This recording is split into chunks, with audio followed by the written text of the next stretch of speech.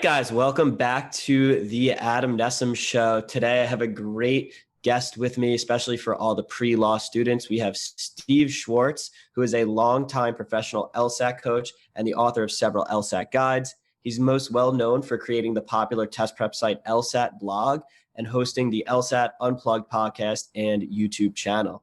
A little bit of background on Steve. He went to Columbia for undergrad. After improving his score from a 152 to a 175, on his own LSAT, Steve decided to delay going to law school as he found he enjoyed coaching the LSAT just way too much. So thanks for coming on today, Steve. I'm sure a lot of students are going to get tons of value. Thanks so much for having me, Adam. Great to connect with you. Absolutely. So first question to you is, how did you get involved in LSAT teaching? Can you bring me back to, I guess, you were studying at Columbia for undergrad and what that process was like, and then making the leap to being a full-time LSAT coach? Yeah, sure, Adam. So basically, I was looking into law school myself. I majored in political science, and so law school was a natural next step a lot of folks take. And I started studying for the LSAT, and I got a 152 on my first diagnostic practice test. And I was doing pretty well in school. I did well on the SAT. I thought I was going to go to a top 14 law school. And so getting a 152, which is just about an average LSAT score, was really discouraging for me, because I thought I was good at standardized tests. I thought I was a good student, and getting right in the middle was not going to get me into my dream schools. And so I ended up getting obsessed with this exam. I took exam after exam after exam, and my scores would just not go up. I was tracking them with spreadsheets. I was Googling everything I could find on all these old forums and such, but nothing was really clicking for me. I finally adopted the mindset of trying to deconstruct and dissect the LSAT to better understand it from the test maker's perspective. And that's when my scores started to improve. Over what ended up being an entire year, I ended up achieving the 175 and started teaching the LSAT to friends and classmates and such. I started tutoring it as well. I had always tutored other exams in the past, like the SATs from New York. We have the Regents exams for high school. And so tutoring came naturally to me. So I just started teaching the LSAT, and it went really well. I loved it. It was way more interesting than other material. And so I just kept teaching and never ended up actually submitting my application to law school. In fact, my law school personal statement draft was 99% about why I didn't like law in most ways, but only liked one particular way. My brother was like, sounds like you don't really want to go to law school. And so I didn't go, and have been teaching it ever since. Wow. Well, I'm glad you found what you were truly passionate about at the time. I feel like one good takeaway amongst many that you already just gave is kind of, you got to follow whatever your path and passion may be. And if that changes last minute, there's nothing wrong with that. So how did you, as a student who scoring a 152 originally, figure out this system that worked for you? Can you expand on what those approaches were that you figured out and how that could be applied by other students that may be struggling? Yeah, for sure. And I think I fell into a trap that I see so many students fall into, where they get obsessed with the instant feedback. Take a section, take an exam, score it, get those results. Be happy or sad about them, and then move on. I call this the obsessive practice exam narrative. The idea that taking exam after exam is going to lead to some magical big breakthrough.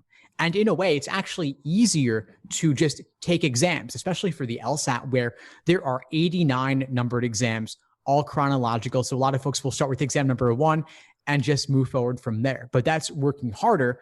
Working smarter would actually be slowing down, taking fewer exams, and reviewing them in more depth. And so when I changed my approach from just taking lots of exams and scoring them and moving on, hoping that volume would achieve the result, and instead I realized, let me actually look at what I'm getting wrong and why. It seems obvious in hindsight, but in the moment, it's actually really hard to do. It's grueling because, you know, from your work with the MCAT and such, right? These materials are hard. These exams are hard. And especially for something like the LSAT, and you could tell me what you think about your world, but on the LSAT, it's like, it can really make you feel dumb to get things wrong, because it's English, it's words on a page. Why isn't it clicking? So you could spend an entire hour going over one problem in depth. And when I do that in my classes all the time. In fact, I have a reading comp class tonight where we're gonna spend an entire hour covering just one reading comp passage, not even doing the questions, just going line by line, word by word, sentence by sentence, deconstructing the material. And I do that in class because I want to pave the way for students to do it on their own, because it's hard to do it on your own. It's easier to just try to solve them, and whether you can or not, score to move on. I think that's a great point, and there's actually a lot of overlaps with that and MCAT instruction. When I have my students in our program, what we tell them is by far the most important thing you're going to do to improve your score is reviewing that exam. I don't care what you get on the test. I don't care how badly you're doing on practice questions. It's the review that is, if you skip that part, you're not going to see the improvements. Yeah, you'll see maybe small incremental improvements just because you're doing more questions, but that review, it can make or break the difference between a top scorer and not. And so it's actually sometimes better to do less exams, because a lot of my students always freak out because I actually don't have them in the entirety of their prep do a absurd number of exams. I have them do a lot of practice questions, but not a lot of full length practice tests. All the big ones that they should be doing, they do. But I say, I want you to focus more on the review. That could take a full day, if not 2 days sometimes, to really get everything out of it that you need. And so, yeah, that makes a lot of sense. Obviously, volume of questions is still important, but that review is just, if not more important. So that's interesting to hear. And so when you're breaking it down also, because I will say there's probably some differences between the MCAT and LSAT in the fact that a lot of times, let's say you get a question wrong on MCAT, there is some reading comprehension, but a lot of times it might also be, oh, I just didn't know that content, so I'm going to go and memorize it. How does it work for the LSAT, where I have to imagine it's tough sometimes because that exact question, you're never really going to see that content again, maybe the structure of it, but does that make sense, what I'm Yeah, asking? I'm really glad you asked that, because the LSAT does not contain memorization. So that could be one key difference there. But there are certain patterns that repeat. There are certain question types. Like, for example, in logical reasoning, there's something like 15 different question types based on what's called the question stem. So they'll ask you to strengthen an argument or weaken an argument or identify the flaw in an argument. And so some students may notice trends where they have more trouble with flaw questions than with strengthening questions, in which case you've ID'd a weak area, drill flaw questions on the side to get better at figuring out exactly what you need to do to ID a flaw. It could be that you prephrase or predict the flaw, articulating it for yourself before looking for the description of it in the answer choices. But there's also repetition of concepts in terms of methods of reasoning in the argument in a question. And so there might be a correlation causation flaw in an argument, or an ad hominem personal attack, where you're attacking the speaker's personal background rather than the substance of their argument. And so if you have trouble with that kind of flaw, that could be a concept that's not particular to flaw questions, but rather that kind of argument in general. And so there are these patterns of repetition where if you review in depth, you will figure out your mistakes and know what to do next time around. I've put this together in what I call the Socratic review method, where you specifically look at the argument, the question, and the answer choices to see exactly where your misunderstanding stemmed from. It takes time, but it's worth it. And I actually have students write out their thought processes like they were writing actual explanations to explain to somebody else. It takes a lot of time. You can't do this for every single problem you ever attempt, and not even all the ones you get wrong, which is why I'll say do fewer questions in more depth, like we talked about. And I also recommend, like you said, not even doing a cold diagnostic. So you didn't actually say that, so I don't want to put words in your mouth. But what I was saying is, like, for the LSAT, because there's so much to learn up front and kind of everybody needs to learn the same things, I actually personally don't recommend doing a cold diagnostic before jumping in. I say we've all got to learn the same material, start from the beginning. You'll have plenty of time for practice tests later, and those initial ones can often be discouraging though. So I say, let's just take it apart piece by piece, step by step. That's actually a great point. I did not talk about it, but I think we do have similar views on the diagnostic. So I have this theory that diagnostic exams are mainly for test prep companies, major test prep companies, to be able to say, look, you started here and then we raised your exam score this amount of points. But obviously, if you take an exam cold without ever doing anything, you're going to get an awful score. Mm-hmm. And I think that might even, I could be wrong here, go more for because the improvement that most students will make on an MCAT from a score before they even start studying is so astronomical, because there's so much content you actually have to know. So if you don't know that, you can't even do anything really. And so I say a lot of times you can take it, but you shouldn't put any weight on that score, and you might as well just start diving into actually studying for the exam. Also, that point that you made about the Socratic method, I'm interested to hear a little bit more about that and how you have students review, because we have on the MCAT a section called the Critical Analysis and Reasoning Skills section. And basically that, or it's abbreviated CARS, and that is like a reading comprehension section where you need to essentially figure out an author's argument, the main idea of the passage, and then there'll be questions based off of that, what certain things, whether it's supporting an argument or falsifying it, et cetera. So it's probably like a baby dumbed down LSAT section on the MCAT as well. So similar, I guess, to SAT, but a little bit harder. So what is that method you have students use to review? Yeah, sure. So the Socratic review method is basically a structured way to review your mistakes or whatever gives you trouble. And so I'll give logical reasoning as an example where their job is to evaluate arguments. You have the argument, which is a short paragraph. You have a question stem, which is asking you to strengthen the argument or weaken it, et cetera. Then you have the answer choices. And so I say, don't just focus on the question stem. Don't just focus on the question type. Also look at the method of reasoning in the argument itself. So figure out what gave you trouble about it. Was it that it was difficult to identify the conclusion? Was it that they contained lots of conditional reasoning? Was it that they used weird words like unless, except, until, and without, which require some translation there, where there are multiple conclusions, like an initial evidence, a subsidiary conclusion, and main conclusion? Was there a counter premise? And I know I'm using technical LSAT language, but basically there are lots of structural parts to arguments. And if arguments are not simply evidence and conclusion, it gets a bit messy. So figuring out each of those pieces and dissecting them. And then, like I said, methods of reasoning. So it could be correlation, causation, flaws, and reasoning. It could be technical formal logic, where students may want to diagram. So there are lots of little things that can make an LSAT question difficult. And the more of those things you include, the tougher the problems get. And so a level 5 question will have maybe 5 tricks or traps in it. An easier question may have only 1 or 0.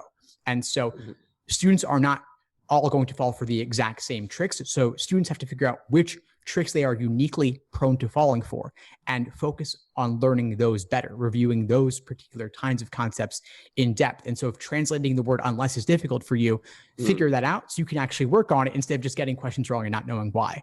Then for the answer choices on the LSAT, they're really good at making the right answer seem unappealing and the wrong answer seem tempting. And so figure out specifically. The MCAT does the same. Yeah, they're really masterful at it. They're devious and they love doing it. There's a certain love they have for tricking students. And so the more tricks they have, the tougher it gets. Students aren't going to fall for all of the tricks, or else they would be getting essentially a 0% accuracy rate or nothing better than blind guessing. And so figuring out which traps you're uniquely prone to falling for in the tempting wrong answers or the discouraging right answers. What about the wrong answer made it tempting to you? And what about the right answer made it seem unappealing? Focusing on that specifically in a systematic way, rather than just getting it wrong, looking at the correct answer in the answer key, saying, oh, I get it now, and moving on. Completely agree. Yeah, it's gotta be some sort of systematic review. Otherwise, it's kind of like you're just shooting darts at a board blindly and trying to figure out how you're going to improve, but you don't really know how. I have a question, because I think this could help the MCAT students as well that study for the CAR section. Do you have students, when they read a question, go right into the answer choices? Do they need to go back to the passage, or do you have them kind of think about that question and what they need to do before moving on? Great question. Yeah, I think a lot of students will, again, I'll use logical reasoning as an example because it's the most complicated section in certain ways. Like I said, 15 different question types. And so students, for many question types, they can actually predict the correct answer before looking at the choices. And a lot of times they'll read these arguments and they're confusing. They're dense, difficult text. They're meant to be. And so students will read it. They'll kind of skim, kind of get it, kind of not, be like, oh, I don't really get it 100%. Let me look at the choices and see if that helps. Right. And that never helps. It never helps because the choices. Glad we're on the same page. It's so funny how similar these exams are. I'm surprised, actually. I don't know much about the MCAT at all, so I'm curious to learn more.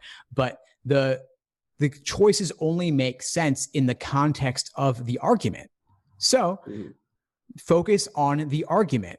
A lot of LSAT prep companies focus on drilling by question type, like flaw, strength, and weaken, because it's easy to categorize that way.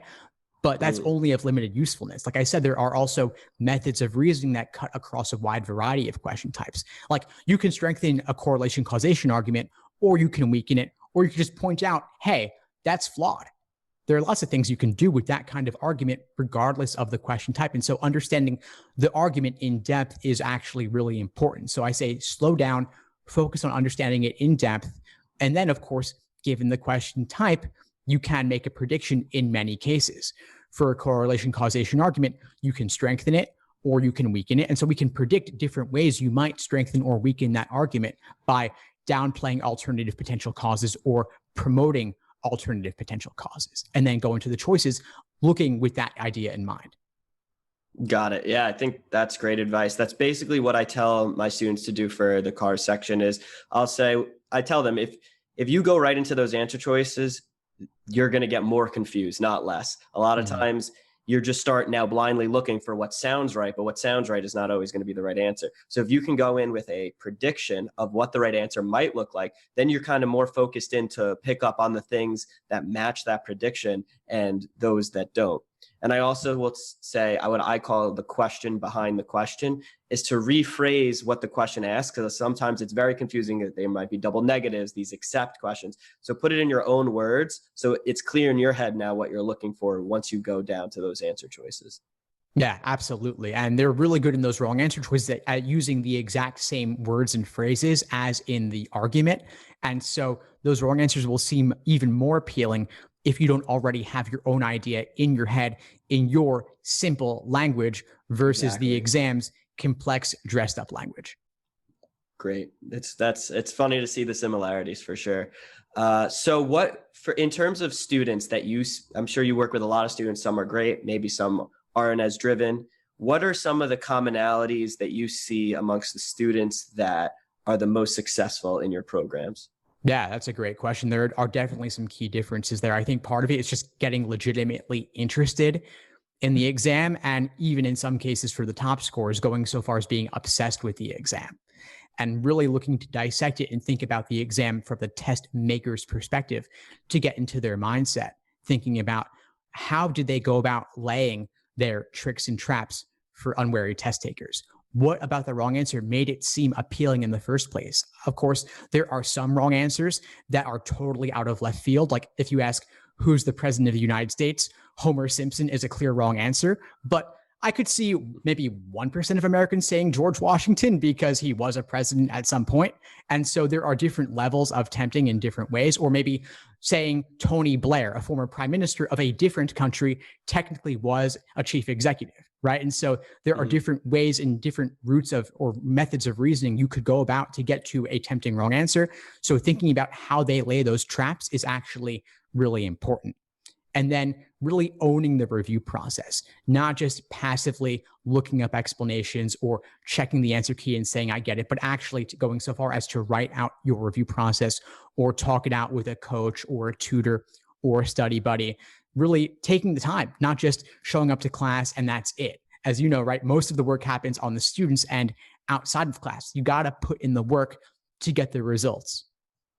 Couldn't agree with you more there. I'm glad you brought up passive versus active studying. That's something I know you haven't been following my stuff for a while, but you'll see me push all the time is students and a lot of times it's not their fault, especially going from high school to college. They don't know the difference between passive and active studying. But when you're just reading and reviewing and highlighting and writing out, kind of just to no end, a lot of times that's very passive. When you're talking through something with someone and you have to actually explain it to them or teach it to them, now we're starting to go to those higher level, more active study strategies that will allow you to grasp and remember the material a lot better. So I totally agree with you there. Yeah, you learn a lot by teaching others, and you really prove to yourself as well that you understand the material in depth. So it's a confidence boost as well. One of the latest things I've done in my courses is I've actually had students give presentations on their own review processes or how they walk through a question, or even writing their own simulated exam questions to think about how the test makers lay those traps. That's not all of that is going to be for everybody. Some of that's only going to be for the top scorers. But I think really taking the time to make the most of the class sessions as well and showing up is important. Students in our programs, they have access to the resources, but other obligations can get in the way. And so carving out that study time and making it a priority is really important. For sure, for sure. So what would you tell students that are thinking about starting to prepare for the LSAT, or maybe they're not even sure if they want to be a lawyer? What are some things early on in, let's say, their college career while they're thinking about this as a potential path that you would give them? Yeah, sure. So I'll start with the not being sure whether you want to be a lawyer. Talk to actual lawyers. That is number one. Do informational interviews. Just reach out to a bunch of folks, maybe on LinkedIn or other social media. You have to reach out to a lot of them, but some folks will be willing to chat for 10, 15 minutes and tell you a bit more about what their life is like. So figure out maybe different areas of the law that interest you, but have those discussions. A lot of lawyers will tell you just don't go to law school, period, because a lot of lawyers work really hard and aren't always happy. And so make sure that there is an area of law that you're interested in, that you're passionate about, that you really want to do, and that you know what it's actually like, not just TV or movie portrayals of the law, which could be a bit more exciting sometimes. A lot of this work is navigating difficult, dense text, just like the LSAT. And so in a way, studying for the LSAT can help you clarify, can you own this material? Can you learn to appreciate it in spite of, and also because of its complexity? There's a certain magic to it once you can get it. It's obviously more fun if you get it than if you don't, but you can, through just taking it on the mindset of what can I appreciate about this, you can learn to enjoy it and respect it for what it is. Same is true of the law. Same is true of contracts. It's tough, but there is something special about it. For the LSAT specifically, I would say block off some time to make it happen. Maybe you're taking a lighter course load one semester or over the summer if you're still in college. A lot of folks will want to put in only 2 to 3 months when it really takes, in my view, 5 to 6 months to reach your fullest potential on the exam. These exams are often tougher than we expect at first glance. It's going to be harder than the SAT. It's going to be harder than high school exams or even college classes in a lot of cases, but it's important and it's worth investing the time. Yeah, I'd agree with that on the timeline aspect. That's actually very similar to MCAT. A lot of students will study for about 3 months. I see the best results for students that can go for 6 months. On top of that, in regards to what you were saying with reaching out to lawyers, we said for students applying to medical school, one of the things we try to encourage is having them actually shadow physicians and being able to be with them for a day or a week at a time and see what the day-to-day life is like, because otherwise you're really not going to have a good understanding of the field. And that's actually one of the things admissions committees for medical schools look at. For law school, is there any type of apprenticeship or shadowing, even if it's just for a day or two, that students ever do to really get actual experience seeing what it's like to be a lawyer? That would be awesome if that happened in the pre-law space. I don't think it's quite as common, or it's not the norm in the pre-law versus pre-med. But if you develop relationships with those attorneys through those informational interviews, hey, you could always ask. It wouldn't hurt to try. Having an internship or working as a paralegal can be nice to get exposure. Admissions committees do like to see some exposure to the world of law. Again, in contrast to the media portrayals, it's not a must-have, but it is a nice to have. But any exposure you can get, even if you were able to say, I've done a dozen informational interviews, that would be huge. It requires some initiative, but it would give you a much better understanding of what law is actually like. Got it. And then another thing I picked up on you said about seeing the different specialties within law or different areas is actually interesting because, and this is something I tell students all the time, while you need to love medicine as a whole, rotate in different subspecialties to get a feel for what it's like, because being a dermatologist outpatient is not the same as being an inpatient hospitalist. And so, or an emergency medicine doctor, or whatever it is. And so being able to find something that you like and see what your career might look like in the future is something that's important. And I've actually started working with lawyers more recently for my own company because I've needed to bring them aboard. And it's interesting to see how I'm getting passed from one lawyer to the next in regard to, oh, I don't really do labor law, or I don't really do IP. And so each person has their own specialty that they seem more passionate about. And so that's something that's interesting that I didn't really realize was within the law community as well. So there are dozens. There are dozens of different specialties within the law. I couldn't even name them all. I mean, there's There's real estate, there's tax, there's labor, as you said, there's criminal, there's medical malpractice. There's all different sorts of areas that are completely different from each other. And good news is you can major in anything and go to law school. You don't have to be an expert in that area beforehand. And you could hate tax law. That's fine. You never have to touch it aside from maybe one class in law school. Exactly. You can ultimately focus in whatever you want. The one cool area, though, that relates to science a little bit is patent law. If you want to go into patent law, having that science background, if someone was a pre-med major or biology major and wanted to do a dual like JD, MD, that would be awesome. And law schools love folks with STEM backgrounds because it's fairly unique. Most folks are like me, majoring in political science or something similar. Interesting. Well, so for any pre-law students, there you have it. You could always look into different areas. If you don't like tax law, doesn't mean you won't be a great lawyer and enjoy the field. So definitely make sure to look at everything. So now I wanted to switch gears just a little bit and hear about your experience going from what you thought was going to be a law school, and I don't know if it was like a corporate position that was in the future or whatever it was, to starting your own business and being an entrepreneur. How was that process for you? Yeah, it's funny. I really just literally fell into it. I had no plan. I graduated from Columbia in 2008. Thought I was going to go to law school, got cold feet on it, talked to a bunch of lawyers who said it wasn't a good idea. And I also realized through writing my own personal statement that it wasn't the right path for me. I'd always loved teaching. I'd been tutoring the LSAT for a while. I've been teaching other subjects for even since high school myself. And so that was the world I knew best. And so I figured I graduated into the middle of the recession back in 2008. I thought, let me just keep doing this. I love it. So I'll continue. And little by little, it built and built and built. And in 2008, I started my website, the LSAT blog.